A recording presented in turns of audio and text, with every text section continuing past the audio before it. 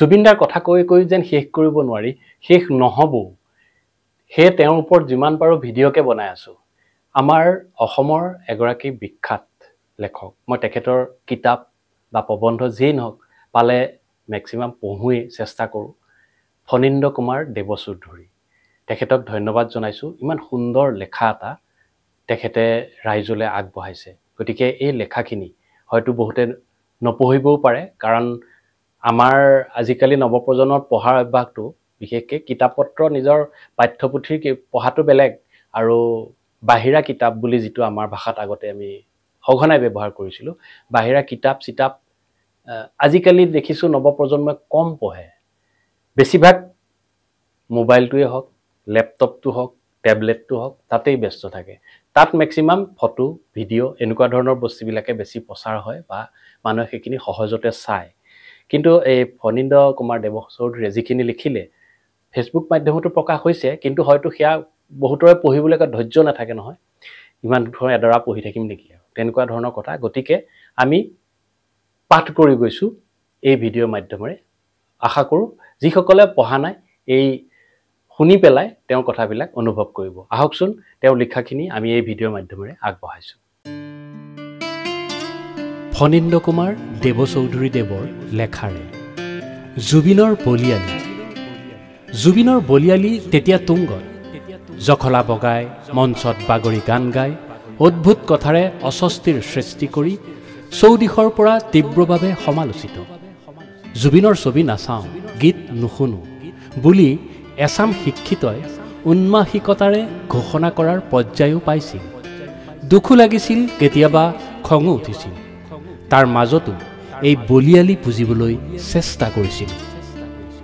মোৰ ভাৱ হৈছিল এই বলিয়ালি এক প্ৰকাৰৰ সৃজনশীল প্ৰতিভাৰ কীটদংশনৰ যন্ত্ৰণা আৰু সমাজত স্বাভাৱিকতাৰ নামত বৰ্তাই ৰখা ভণ্ডামীৰ প্ৰতি এক তীব্ৰ ক্ষোভৰ প্ৰকাশ। এই বলিয়ালি অবিহনে জুবিন জুবিন হৈ নাথাকিব। কিন্তু দুৰ্ভাগ্যবশতঃ এই সৃজনশীল বলিয়ালি উপলব্ধি কৰিব নোৱাৰি এচামে যদি তাৰ বাবে জুবিনক সমালোচনাৰে থকা সৰকা কৰি সংবেদনশীল মানুহজনক অধিক জেদী কৰি তুলিবলৈ আন এচামে সেই বলিয়ালিক স্থূল আনন্দ হিচাপে মাথো উপভোগ কৰিছিল, আন এচামে পণ্যৰ ৰূপ দিয়াৰ প্ৰয়াস কৰিছিল। তাৰ আঁৰত কৰুণভাৱে ঢাক খাই গৈছিল জুবিনৰ সৃজনশীল বলিয়ালি, যাৰ সৈতে এজন সৃজনশীল ব্যক্তিৰ সৃষ্টিৰ আনন্দ ক'ৰবাত জড়িত হৈ থাকে। বিচ্ছিন্ন কৰিলে বাধাগ্ৰস্ত হয় সৃষ্টি।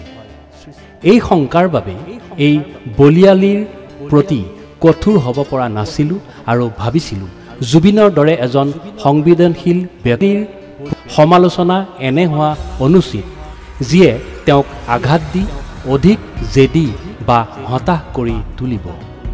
সমালোচনা হ'ব লাগিব, তেওঁৰ প্ৰতি শুভমূলক গঠনমূলক আঘাত দিব পৰা তিৰস্কাৰ নহয়। এনে কথা ভাবিয়েই এই বলিয়ালি মঞ্চত কম হওক বুলি আশা কৰি সেই বলিয়ালিক তেওঁৰ অলংকাৰ বুলি অভিহিত কৰাৰ লগতে তেওঁৰ প্ৰতি মোৰ ছফ্ট কৰ্ণাৰ আছে বুলি ঘোষণা কৰিছিল। তাৰ বাবে স্বাভাৱিকতে গালি খাবলগীয়াও হৈছিল বহুত। সন্দেহ নাই, বিশ্বায়নৰ সুযোগ লৈ এচামে সৃষ্টি কৰা এক ক্ষতিকৰ চেলিব্ৰিটি সাংস্কৃতিক বাতাবৰণলৈ অনিচ্ছা সত্ত্বেও, অনিচ্ছা শব্দটো সচেতনতাৰে ব্যৱহাৰ কৰিছোঁ, কাৰণ জুবিনৰ মানসিকতাৰ সামগ্ৰিকতাত গণমুখী জুবিনকহে বিচাৰি পোৱা যায়। সঁহাৰি দিবলৈ বাধ্য হৈ পৰিছিল।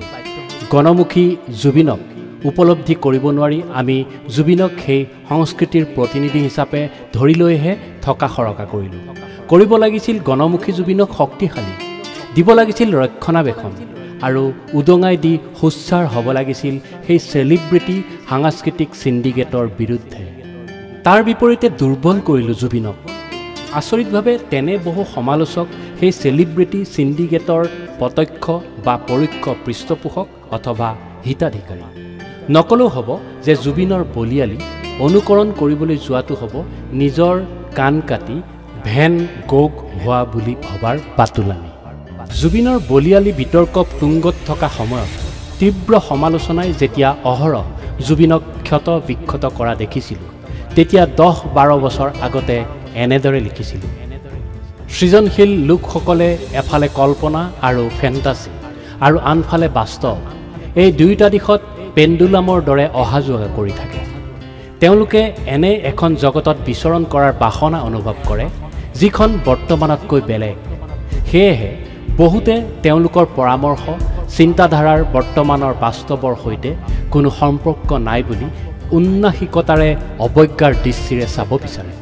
সৃজনশীল লোকে দায়িত্বশীল আৰু দায়িত্বহীনতা, শৃংখলা আৰু শিশুসুলভতাৰ মাজত এনে আশ্চৰ্যজনক সাৱলীলতাৰে অহা যোৱা কৰে যে তেওঁলোকক লৈ সাধাৰণ মানুহ হয় বিভ্ৰান্ত। তেওঁলোকক বুজিব নোৱাৰে। তেওঁলোক হয় বৈপৰীত্যৰ সমাহাৰ। এই মুহূৰ্তত বহিৰ্মুখী আৰু পিছ মুহূৰ্ততে অন্তৰ্মুখী।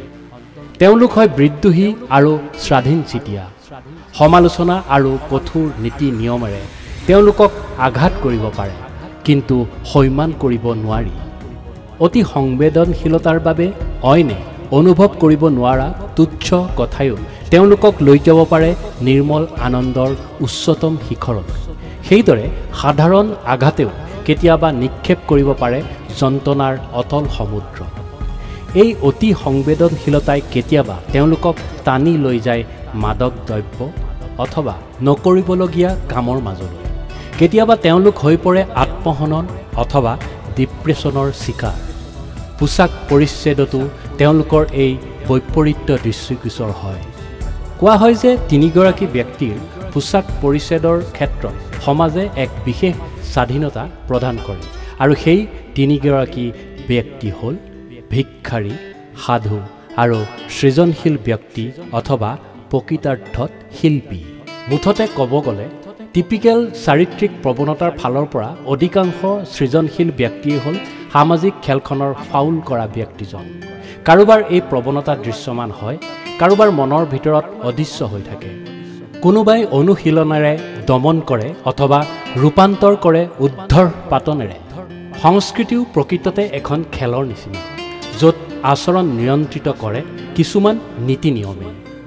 সমাজৰ বাবে সংস্কৃতিৰ নীতি নিয়ম, বিশৃংখলতা বা যিয়ে যি মন যায় তাকে যাতে কৰিব নোৱাৰে তাৰ বিৰুদ্ধে এক প্ৰতিৰক্ষা কৱচ। সংস্কৃতিৰ কিছু নীতি নিয়ম নিৰ্ধাৰণ কৰে আৰু দাবী কৰে যে সেই নীতি নিয়মৰ দ্বাৰা সকলো পৰিচালিত হ'ব, কিন্তু তাৰ মাজতো কিছুমানে ফাউল কৰে। তেওঁৰ শাস্তি কি হ'ব সেই কথা বহু পৰিমাণে নিৰ্ভৰ কৰিব সেই ফাউল খেল অথবা সমাজখনৰ বাবে কিমান ক্ষতিকৰ।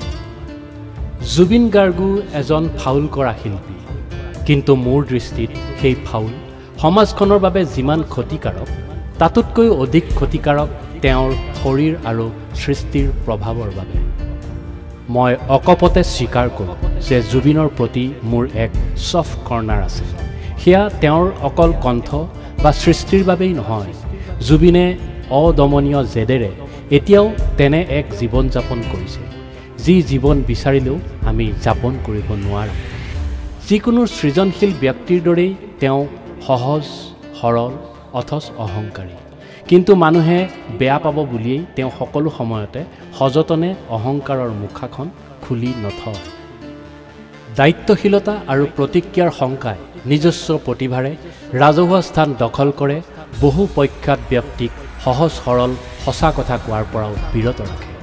তাৰ বিপৰীতে জুবিন সেই এণ্ডাৰছনৰ অবিস্মৰণীয় সাধু উলংগ সম্ৰাটৰ নতুন পোছাক নামৰ সাধুটোৰ শিশুটোৰ দৰে, যিয়ে সকলোকে হতচকিত কৰি সম্ৰাটৰ নগ্নতাৰ কথা প্ৰকাশ কৰে। শিল্পী এজনে মঞ্চত আৱেগিক প্ৰাণচঞ্চল মুহূৰ্তত অসতৰ্কভাৱে কৰা তৰল মন্তব্য বৰ বিশেষ ধৰ্তব্য বুলি গুৰুত্ব প্ৰদান কৰিবলৈ মই অনুচ্ছুক। ৰাজহুৱা মঞ্চত সংগীত পৰিৱেশনত শিল্পীৰ অদ্ভুত যেন লাগিব খোজা কৌশল সম্বন্ধতো মোৰ বিশেষ কোনো সূচী বায়ুগ্ৰস্ততা নাই। সেয়েহে এই সকলোবোৰ বিতৰ্কৰ পাছতো মই জুবিনৰ কেইটামান মন পৰশা গীতত মাজে মাজে নিমজ্জিত হোৱাৰ আকুলতা অনুভৱ কৰিম। আশা কৰিম আমি তেওঁৰ মাজত দেখা সম্ভাৱনাৰ সকলো দুৱাৰ এখন এখনকৈ খুলি তেওঁৰ ভৱিষ্যত অভিমুখে আগবাঢ়ি যাব। আশা কৰিম বিহুত গামোচাৰ সৈতে কিতাপ এখন উপহাৰ দিয়াৰ বাবে প্ৰস্তাৱেৰে তেওঁ নতুন প্ৰজন্মক শুভ কামৰ বাবে প্ৰভাৱান্বিত কৰিবলৈ সক্ষম হ'ব।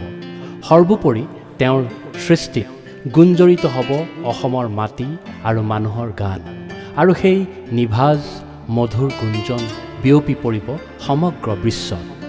জুবিনৰ এনে প্ৰয়াসক শক্তিশালী কৰি তোলাৰ বাবে তেওঁৰ সৃষ্টি আৰু শুভ কামত অধিক গুৰুত্ব প্ৰদান কৰাটো হ'ব শিল্পীৰ প্ৰতি এটা জাতি বা দেশে পালন কৰিবলগীয়া এই মুহূৰ্তৰ প্ৰয়োজনীয় দায়িত্ব। আৰু ইয়াৰ বিনিময়ত জুবিনে সৃজনশীল বলিয়ালি মঞ্চৰ পৰা আঁতৰাই লৈ গৈ সেই বলিয়ালিৰে সংগীতৰ ক্ষেত্ৰখনত সৃষ্টি কৰক জাউতিযুগীয়া সম্পদ। অইন বহুতে নুবুজিলেও সৃজনশীল লোকসকলে জানে যে সৃষ্টিৰ এক মূল চালিকা শক্তি হ'ল বলিয়ালি, যি জুবিনৰ ক্ষেত্ৰত পূৰ্ণৰূপে বিদ্যমান, আৰু সেয়া জুবিনৰ এক অনন্য অলংকাৰ। আজি দেখোন সেই বলিয়ালিবোৰ দুখ হৈ উভতি আহিছে। তেনে বলিয়ালি আচৰণ আনেও কৰিব পাৰিব, কিন্তু তাত জুবিনৰ বলিয়ালিৰ স্বাভাৱিকতা, সৰলতা আৰু সততা কিজানি কেতিয়াও বিচাৰি নাপাওঁ। সেইবাবেই জুবিন ব্যতিক্ৰম।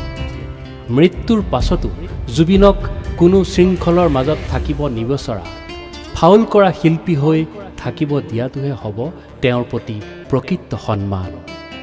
তেওঁৰ তীব্ৰ সংবেদনশীলতা, সৰু সঁচা মানুহৰ সৈতে একাত্ম হৈ যোৱাৰ স্বতঃস্ফূৰ্ত প্ৰৱণতা, সহায় কৰিব বিচৰা সদা উন্মুখ মন, সকলো প্ৰকাৰৰ ভণ্ডামীৰ প্ৰতি তীব্ৰ ক্ষোভ, সৃজনশীল বলিয়ালি, সৰ্বোপৰি সকলোকে সামৰি লোৱা এক মানৱীয় চেতনা, এই সকলোৰে মাজত মৃত জুবিনক উজ্বলি উঠিবলৈ দিয়াৰ কথাহে আমি ভাবিব লাগিব।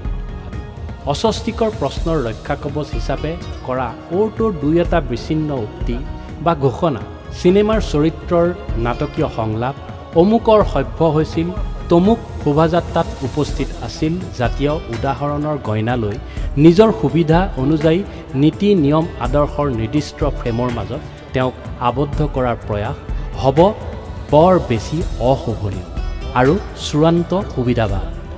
ই এক কথাও সূচাব যে এই সকলো ফ্ৰেমৰ উদ্ধৰ শিল্পী জুবিনৰ বিশালতাক উপলব্ধি কৰি সন্মান জনোৱাত আমি ব্যৰ্থ হৈছোঁ।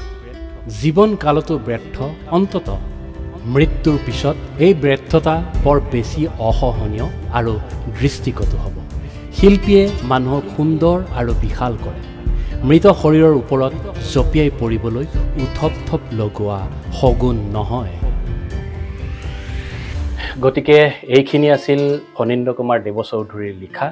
বৰ সুন্দৰভাৱে তেখেতে ব্যক্ত কৰিলে কথাখিনি।